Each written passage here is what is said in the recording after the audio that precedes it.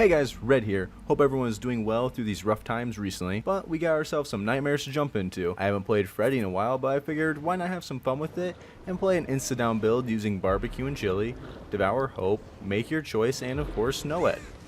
When I play Freddy, I like to get as many snares down as possible at loops or even ram spots. Once in a chase, I can use them a little more proactively. Because I had those traps down early, I get tremendous value out of them and shorten this chase up pretty significantly. Otherwise, she might have actually been able to get to this pallet.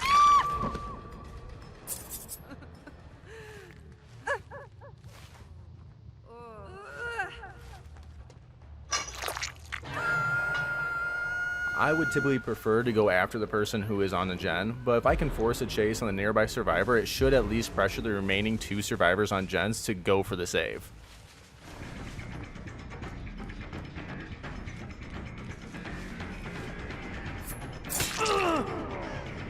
After scoring a hit here, he's going to gain a ton of distance and get to the opposite side of the map. I decide to look to pressure the survivor who was once on this gen.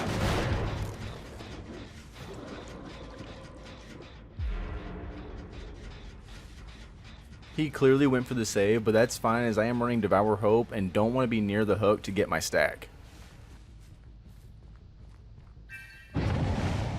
While this ruin looks like it's out in the open, it's being covered by tall grass, which at least gives it a chance to last a little bit longer. Jake looks like a sneaky snake. This is a really poor way to use the Killer Shack pallet. Since he was hit, he could have used the speed burst to get distance and maybe make it to another loop.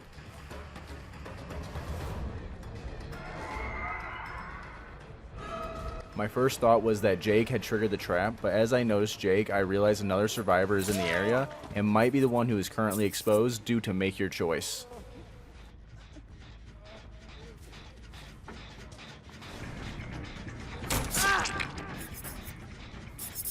Remember, you always have time after downing a survivor to make a quick check on nearby gens or attempt short chases for more pressure. It takes more time to heal a down survivor than to unhook them.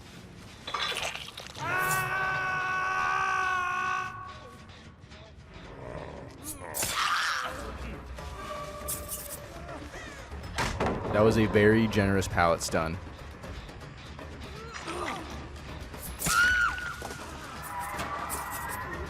I instantly go for the hook here as survivors are running away, as I plan to teleport to the farther gen, which will cut them off and allow me to be far enough away to get a stack for Devour Hope.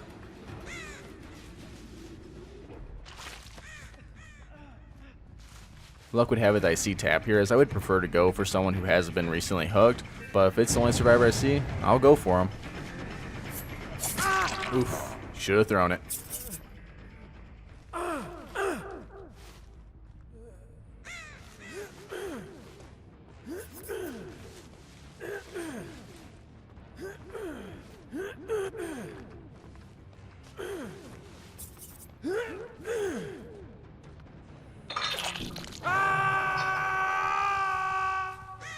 I'm going to fake a teleport here to try and force them to run hopefully into my direction.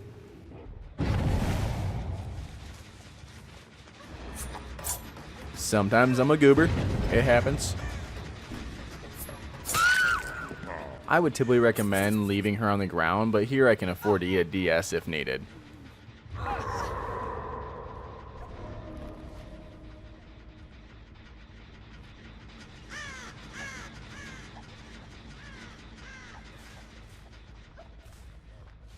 I'm sure she feels a little targeted right about now, but I mean nothing by it.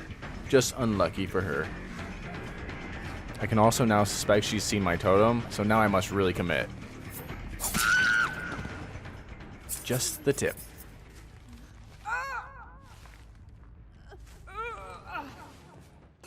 It's too bad you didn't keep working on that. I think it would have been a really great play. I don't want to be nearby the hook, but I also don't want them to save while I'm trying to get away from the hook. So I take this chase for that reasoning.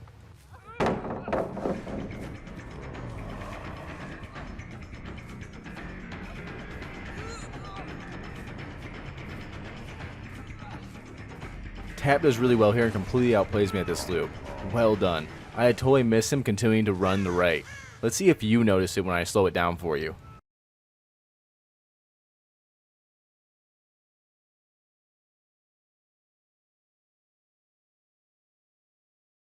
Overall, something the survivor mains can take home. Line of sight blocking can allow for great plays like that.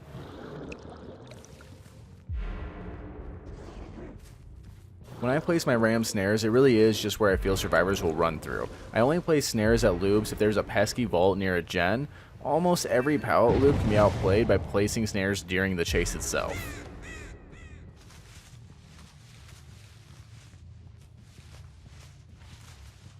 Now that she's been saved, I feel it's a good time to snare this totem for at least a chance to save it from being broken later.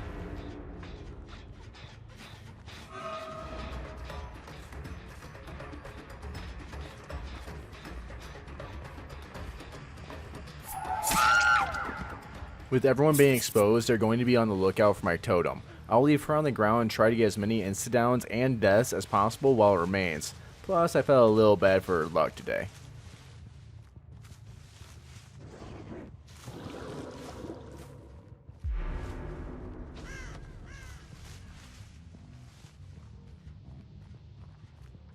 Every time I run into Jake, he's just chilling.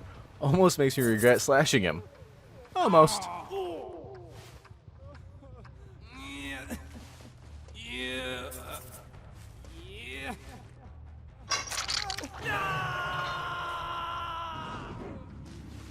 I wanted to cancel my teleport here because at the last second I noticed I'm moving away from the gen I was teleporting to. I rush over to the totem as the snare has been hit and I'm so close being able to MORI people. Luckily, I don't think they noticed it.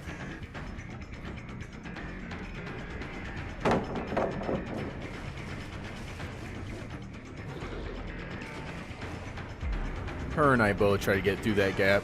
I feel your pain, Zarina. Oh baby, it's time to put hands through chest.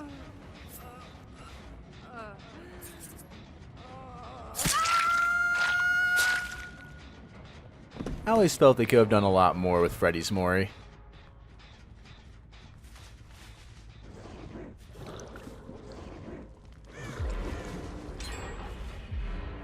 At this point in the game, the survivors are going to start panicking to find the totem, so I have to be on the lookout, especially for those sneaking around.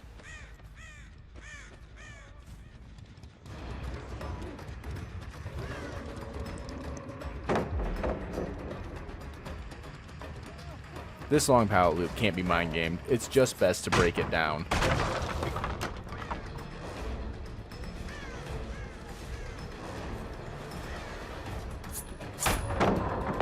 Nice throw.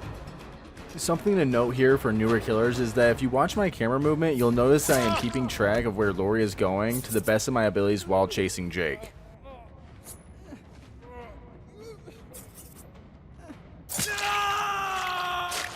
Jake can now be sneaky with the dirt.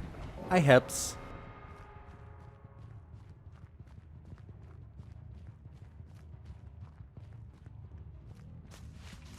Hey, can you not play with my totems? Please?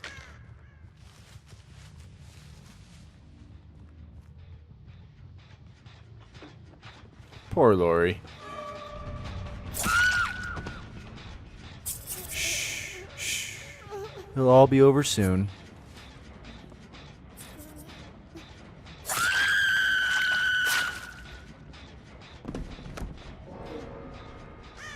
It's pretty rare that I get to enjoy a Devour Hope game and actually manage to get some MORIs out of it. Feels good, man. I could have been real mean and left Lori alive while looking for the last survivor, but I typically don't care whether or not the last survivor gets out.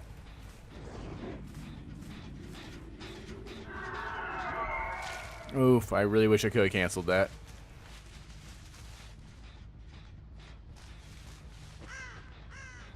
Tap totally just ran by me. Did you notice it? Me neither.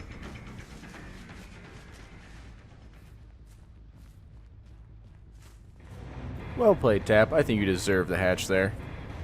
Well, everyone, that's it for this Fredster gameplay. I hope everyone enjoyed getting to see some MORIs. Didn't even have to rely on noed. Feels great. If you did enjoy the video, make sure to leave a like and a subscribe, and let me know what killer and perk build you want to see next in the comment section below. Make sure to follow me on Twitter. Seriously, just go follow so I can share more memes and not feel as lonely when I do it. But I hope you guys get some MORIs in your games, and as always, I'm Red, and I'm signing off.